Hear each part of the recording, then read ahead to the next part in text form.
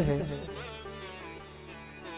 कि पत्नी कितनी भी त्रास प्राप्त कर रही हो, लेकिन फिर भी अपने पति को पतन से बचा लेती है। समझिएगा, पत्नी का आशय क्या होता है? पत्न्यात त्रायते इति पत्नी। जो अपने पति को पतन से बचा ले वही तो पत्नी है। जो डूबने से बचा ले वही तो पत्नी है। और पति का मतलब क्या? पाति रक्षति यस्य सह पति। जो अपने पत्नी की पति की रक्षा करे वही तो पति है भैया। समझिएगा, जीवन में अगर अच्छी सहचारणी आपके जीवन में अगर मिली है ना भैया, तो मैं सत्य कहूं ये संसार ही आपको स्वर्ग लगेगा।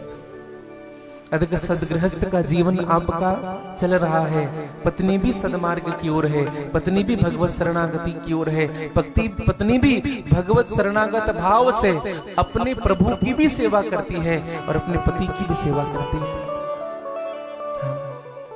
और पति भी भगवत शरण में अपने जीवन को स्थायित्व की ओर लेकर के चला है। मैं सत्य कहूं, दोनों की शरणागत हो जाना उस घर को पवित्र बना देता है, उस घर को स्वर्ग बना देता है।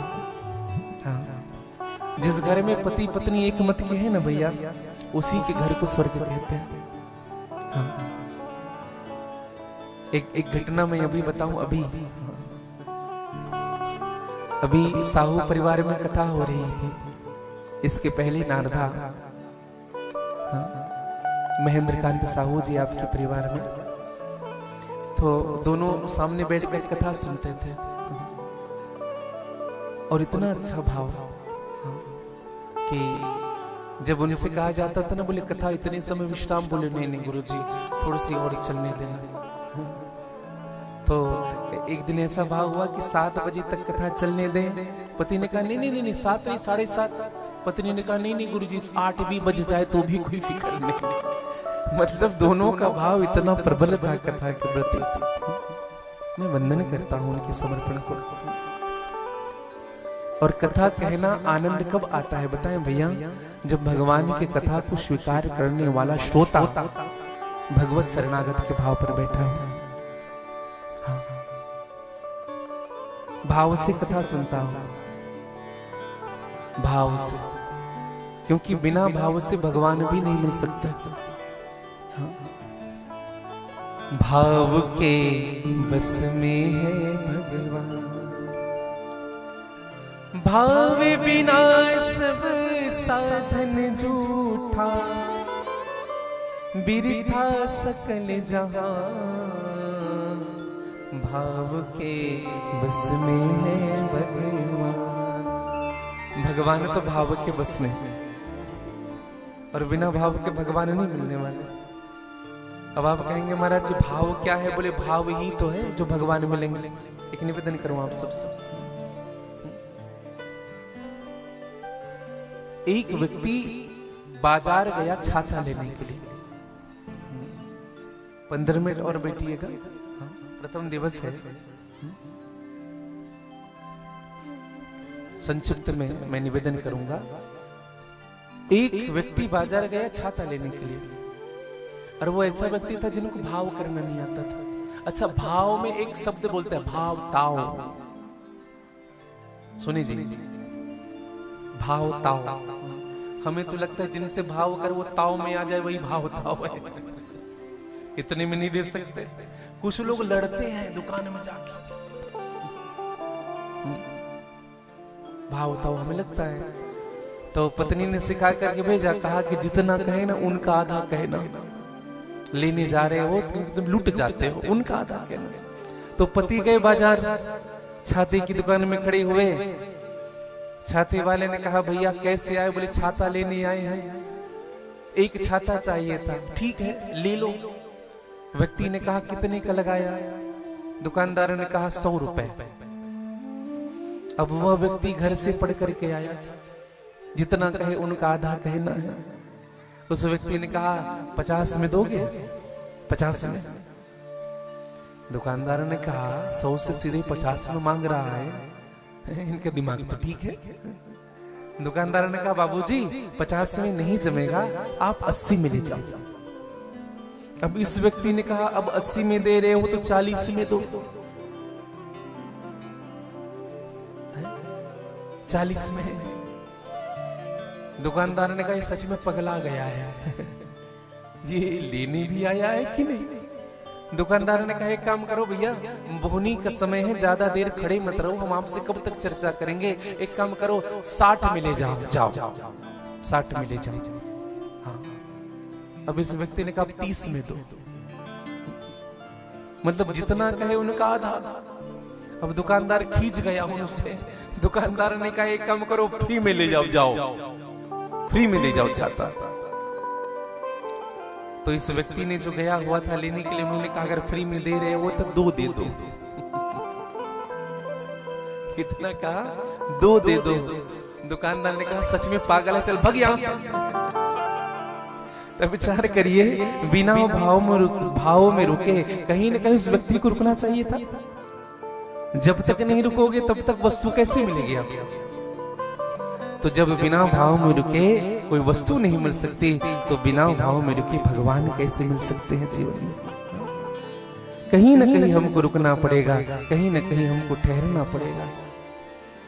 और भाव में भाव का जो एक शब्द है ना, आप कहेंगे तुमेव माता च पिता तुमेव बंधु च सखा तुमेव विद्या द्रविणम तुमेव सर्वम मम देव। आशय क्या, तुमेव माता, माता का भाव है भगवान के प्रति। जब पिता, पिता का भाव है, मतलब जिस भाव में आप भगवान को बांध सकोगे, वह उसी भाव में बंधन में बंद करके वो आपके साथ रहने के लिए तैयार है। बस हमारे हृदय का भाव प्रबल होना चाहिए। बुरा मत मानिएगा, कुछ बात कहूं मैं आप सबसे। आज कलश यात्रा चल रही थी, रविवार का दिन था। मैं वंदन करता हूं उन सभी माताओं को जिन्होंने अपने शीश पर कलश धारण करके पूरे नगर का भ्रमण किया। लेकिन कई जन ऐसे थे, कई लोग ऐसे थे जो घर के अंदर ही रहे। 4 कदम भगवान के साथ कलश यात्रा में चलना भी जरूरी नहीं समझे। आज मैं देख रहा था निकल करके, ऐसा नहीं होना चाहिए जीवन में। एक बात कहूं आपको, आज हमारा हिंदू नव वर्ष है। ये मां चंडी धाम सेवा समिति के तत्वावधान में हो रहे आयोजन तो हैं, लेकिन हमारे हिंदू नव वर्ष का सबसे बड़ा पर्व है आज। और इस हिंदू नव वर्ष में अगर हमने आज के दिन अपन शीश पर कलश रखा, गंगा यमुना और सरस्वती को धारण करके अगर हमने एक कदम भी चला है ना, तो हर कदम में आपने यज्ञ किया है। हर कदम में तपती धूप में कई माताएं खुले पैर थे। हम तो थोड़ी सी बाहर निकले, थोड़ी खड़ा उतार करके खड़ी क्या हुए, तुरंत खड़ा पहनना पड़ा। हाँ, लेकिन धन्य है माताएं, धन्य है हमारे दुष्यंत साहू जी। भगवान शिव की इतनी वजन, अब आप उठाएंगे तो पता चलेगा हमारे पुराण को। खुले पैर चलते रहे। तो मैं तो एक बात कहूं, ये भाव की बात है, ये हृदय की बात है। एक व्यक्ति से हमने कहा कि झंडा पकड़ करके कौन चल रहा है, बोले कोई नहीं महाराज। एक निवेदन करूं मैं आपको, भगवान के साथ चलने का स्वभाव रखिए, भगवान के साथ रहने का स्वभाव रखिए।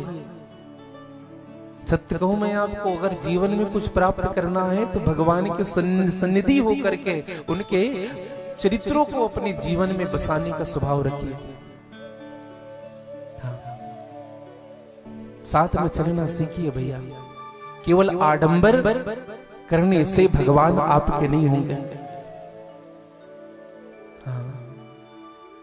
केवल प्रदर्शन करने से भगवान आपके नहीं होंगे, भगवान का होना पड़ेगा आपको। अगर मेरी मां चंडी है तो ये मां है मेरी। मां की कथा, मां की सन्निधि में उनकी कथा हो रही है, तो तो जब माँ के सन्मुख जाते हैं ना, तो हमारे हृदय में एक भाव उपजना चाहिए समर्पण का, और हम समर्पित हो जाए। निवेदन करो।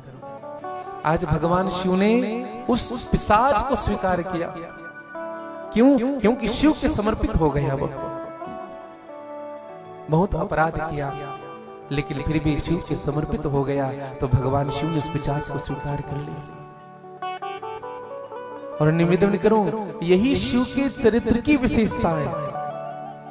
भगवान शिव यह नहीं देखते कि हम कितने अपराध पहले किए हैं, भगवान तो यह देखते हैं कि अभी तुम मेरे पास किस भाव से वापस आए हो।